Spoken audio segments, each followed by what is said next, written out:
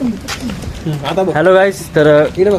आमचं शूट संपणार होतं एवढं काहीच नाही नाव 12 वाजता. Hi hello. आणि या सर्वांमुळे आहे ना आमचं शूट 4 वाजता संपलेलं आहे आणि आम्ही आता घरी चाललो.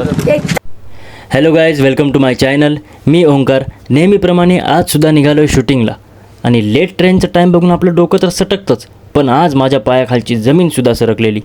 नंतर समजलं की तो ॲक्सिलेटर होता आणि 2.5 तासाचा प्रवास करून मी फायनली पोहोचलो सेटवर. सो गाईज, इथे एक खतरनाक लॉक लावून ठेवला होता आमच्या मेकअप रूमच्या ड्रॉवरला.